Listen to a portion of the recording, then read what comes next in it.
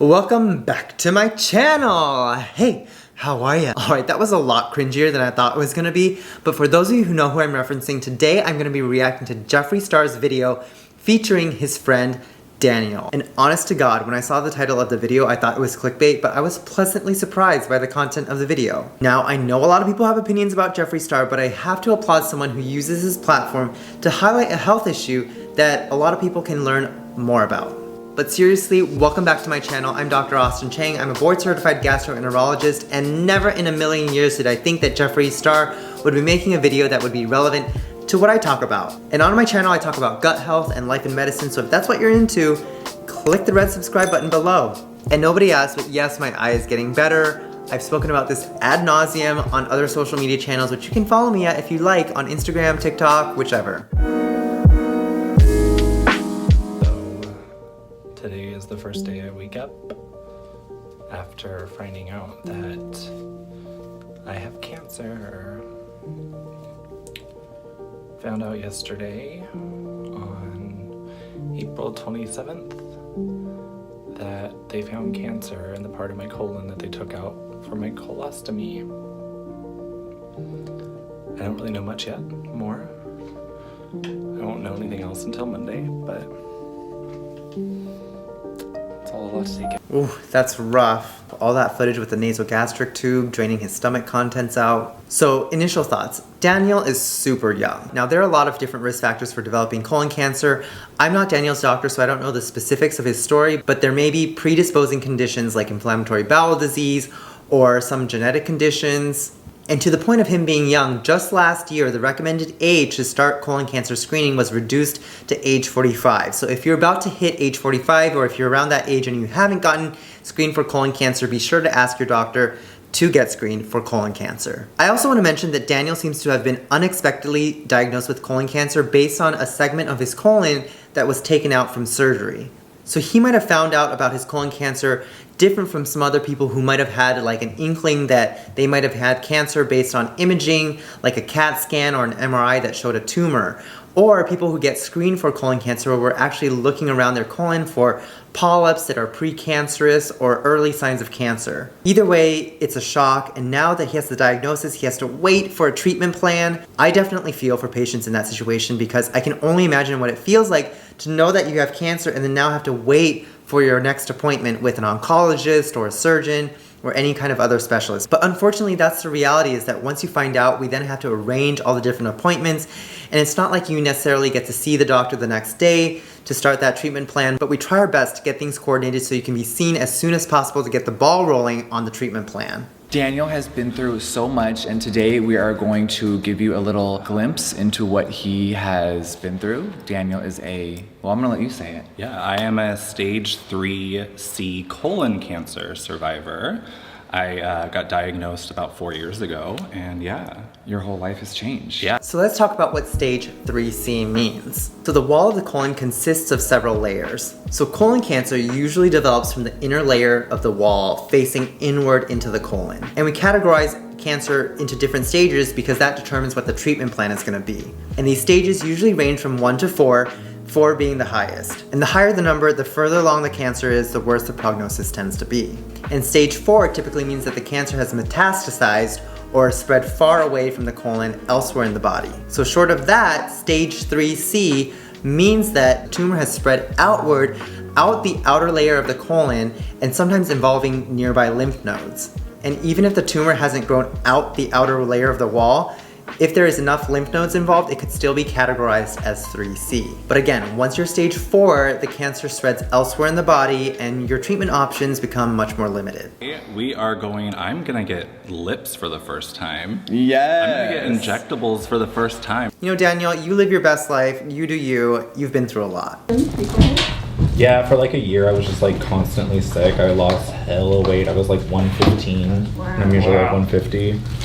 There was like bleeding every time I go to the bathroom. Wow. Severe stomach cramps. And I just thought it was because I drank, so I quit drinking. My boss literally told me to leave when I accepted this job and go to the hospital, and then that's when they found it. Yep. Wow. But definitely unexplained weight loss and blood in the stool are two warning signs that we usually look for when thinking about cancer. And Daniel was very sick last summer. What were you going through? I was doing chemotherapy, so Yeah. I was in the middle of a very long, I think that was my longest, it was like 20, yeah, it was like the 20 rounds of chemo. And I was in the middle of getting that, and I think I just had an open surgery where they had to take a little bit of my bladder out as well. Okay. So, Yeah, which he's been dealing with that for months now. yeah. Yeah, again, I don't know the specifics of his treatment, but he clearly had open surgery because there's a staple line there, which means that it wasn't just laparoscopic, it was actually open.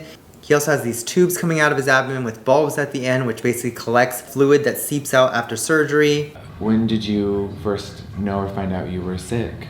So like, basically 2017, I was living in Vegas working for Britney. I was performing as a drag queen, so I was like out all the time.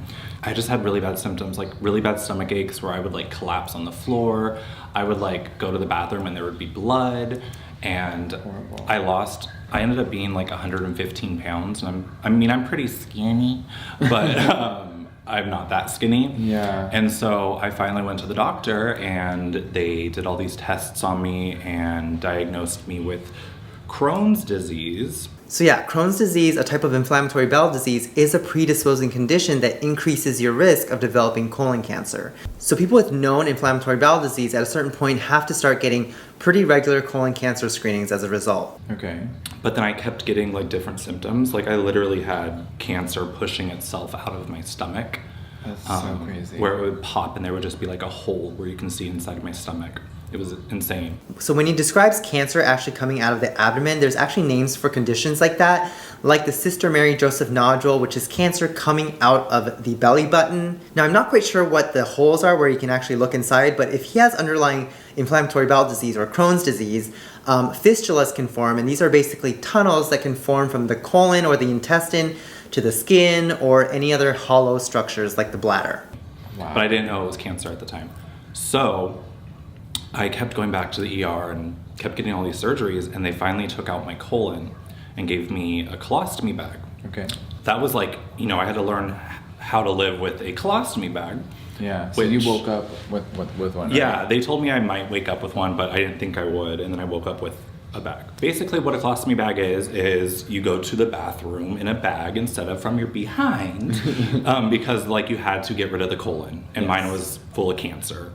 Wow. Waking up with a colostomy bag and then finding out that he has cancer, I mean, that's a huge life-changing event. I can only imagine what it's like to suddenly receive all that news and basically have to undergo this whole lifestyle overhaul overnight.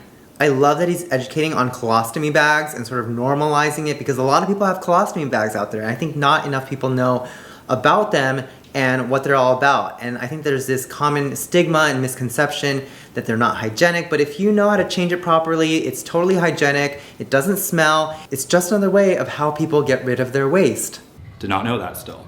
So when they took the colon out, they biopsied it, and I went to go get my staples out from the surgery thinking I was just getting that, and the surgeon said, it's not Crohn's disease, it's cancer. Wow. Okay. Yeah. Now, I'm not sure if he was truly misdiagnosed, because cancer and inflammation are very different things under the microscope, but to his point, there are situations where it's not always cut and dry that there is cancer there. And when you get a second opinion about something, doctors sometimes will find something that was previously missed on a scan, under a microscope, or on other testing like that. And yes, unfortunately, there's always an element of human error in medicine. And I can only speculate, but it sounds like he had emergency surgery done for what the doctors thought was inflammation, but when they took out that part of the colon, they actually found cancer in it. Again, this is very different from how other people might find out about their colon cancer, like from a screening colonoscopy, where it just happens to be detected from the actual screening process. And I didn't So know crazy. what kind of cancer. I know it was colon, but I didn't know like stages or anything, because Okay. I couldn't see an oncologist, a cancer doctor, for 5 more days. So Okay. those 5 days, I literally thought I was gonna be Yeah, dead that's any terrifying. second. It was terrifying. Again, I can only imagine that stress of just finding out you have cancer and not knowing what the treatment plan is, because there's going to be a lag time before you can get to see your oncologist or other specialists. So, ugh. And then I met up with my oncologist and found out that it was stage 3C colon cancer. So right before stage 4. That's so Yeah. life-changing, and terrifying. So Daniel has beat cancer 3 times. Is that fair to say, or how do you word that? So I did 8 rounds of chemo the first time. Okay. And they said I beat it. So they said I was any. Can we talk about how fierce he looks here? And that black colostomy bag?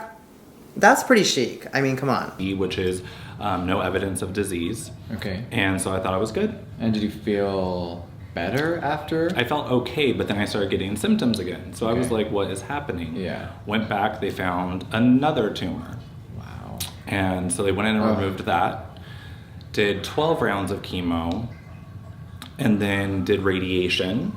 And then did more, and then I did 8 more rounds of chemo. So it was 20 rounds of chemo for the second time. And then the third time, they found 2 more tumors and a spot on my lip. So yeah, typically after you're treated for cancer, there is a surveillance program to make sure that the cancer doesn't come back. And that's sometimes in the form of imaging or colonoscopies, but it has to be regularly done to make sure that the cancer doesn't come back. And yeah, we have to keep in mind that even after being treated for cancer, there can be lasting side effects from the treatment itself, whether it's the radiation or the chemo, and this whole surveillance thing that people have to undergo. So it's definitely not easy. While I was doing that, I was getting people messaging me, telling me to die of cancer, that they hope that my cancer overtakes me, that me and Jeffree deserve to both get cancer.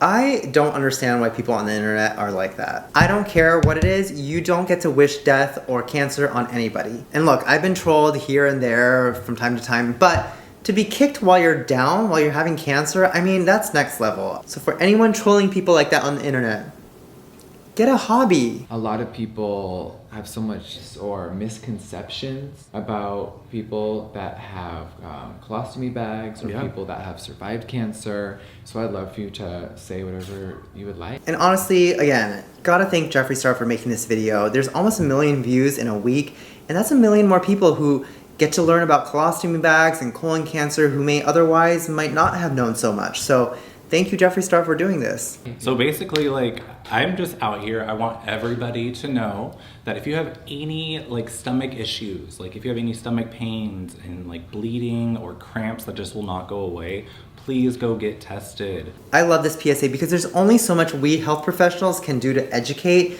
but when you hear it from a patient themselves, it's just so much more impactful. And look, there are a lot of causes for belly pain. It's not always cancer, but actually, if you want to see a video on unusual causes for belly pain, leave a comment in the comment section below for me. Some people might not know this, but colon cancer is the 3rd most deadliest cancer in the world. Yes. It's the 3rd most common and the 3rd most deadliest. He knows his stats, but when you combine 3rd most common for men and 3rd most common in women in the US, and you combine those 2 numbers actually together, it becomes the 2nd most deadliest cancer out there. Because if you look at men and women separately, there's like prostate cancer and breast cancer, but if you combine the 2 colon cancer numbers, it's actually the 2nd deadliest cancer out there. So please go get tested, even if it's just a small, like, minor symptom. Go get tested because you never know. I had nobody in my family has ever had colon cancer, so it was out of nowhere. So please go get tested. Yeah, so if you ever have unexplained weight loss or blood in your stool, like he said, it's just best to get it checked out. Now, common things being common, like blood in the stool, oftentimes it's just hemorrhoids, but until you really know, you don't know if it could be something like this that is rare. So it's just best to get it checked out, see a professional, and make sure that it's not something more serious. And I think a lot of people think that's like older people. Yeah, that's the thing. For some reason, I don't know why there's that stigma with that. Yeah, the CDC actually recommends age 50 to get colonoscopies to check it out. Yeah, again, so recently the age has been lowered to 45, but if you have a family history, if you have family members who've had colon cancer or other concerning polyps, you might actually have to start screening at age 40 or 10 years before your family member was diagnosed. So make sure you ask your doctor about that. But people have been getting, it's been, I think, a 40% increase over the last couple of years of young people under 50. Wow, yeah, that's... So, and I was 29, so I was young. So young. So yeah, we have been seeing more and more young people getting colon cancer. Again, last year we lost Chadwick Boseman. He was 42 or 43. I made a whole video about that. Again, that's younger than the screening age. I don't know what underlying conditions he may have had, but we are seeing more of it in young people. So I think this is so important to normalize stuff like this and go get tested and just be open. And I think it's so cool because Daniel's so open on his platform, and I've seen so many people gain confidence and they're not so insecure about maybe having a colostomy bag, or they've never seen someone in any form of spotlight be open about it. And the fact that Daniel lives his life so authentically and so open, I think is so important. And I think that you're helping a lot of people. Absolutely. I tried. I didn't know anybody who had a colostomy bag for the longest time, so I was just like so scared. So that's why I started posting more about my colostomy bag so people wouldn't be. And how's the feedback been? Because I see a lot of amazing responses. There's so many people that like allow me to post about them, but I also get so many people that don't want to talk about it because it is such a stigma. And guys, remember, he doesn't have to do this. He doesn't have to go on TikTok and show this off and show the world that he has a colostomy bag and what it looks like underneath. He doesn't have to do that. So it's really amazing and incredible that he is willing to do this to educate and help other people learn about this. Right. Like people are like, think it's disgusting or it's only for old people, and it's just not. Like people can be born and need, like babies can need one. So true. There's so many different reasons why people need colostomy bags. Sometimes they're temporary to allow the colon downstream to heal if it's inflamed. Sometimes it's permanent if there's nothing downstream to go to and the intestine has to empty out somewhere. So there are a lot of different reasons why people need colostomy bags. Basically what I'm doing is, you know, keeping up with my health, doing my screenings, getting my tests done, making sure that I stay healthy, and then seeing where the world takes me. And yeah, I can only imagine what it's like to receive a diagnosis like this, because it's totally life-changing. And I mean, from my perspective, working in healthcare and seeing a lot of tragedy and death, it does definitely remind me of what's important in life and what the priorities should be. But yeah, to actually personally undergo this, I'm sure this sort of event just totally changes your entire perspective on life. And so again, from me to Daniel, thank you so much for sharing your own story, for being so open about it. I hope that the cancer never comes back and that you remain healthy. And thank you to Jeffree Star for really lending his platform to such a important, relevant topic. Never in a million years did I think that Jeffree Star was gonna lend his platform and share this type of a story on his channel. So kudos to him for doing that. Again, more people are gonna be able to see this who otherwise would not have known about it. Again, I totally thought this was gonna be clickbait, and I'm so glad that it wasn't. So anyway, I hope you found this video informative. If you like this video, please give it a thumbs up. It would really help me out. And again, if you're into gut health and life and medicine and that sort of thing, feel free to subscribe by clicking the red subscribe button below and turn on the notification bell to be notified every time I upload a new video. All right, as usual, please stay safe and stay healthy out there, and I will see you in my next video. Bye guys.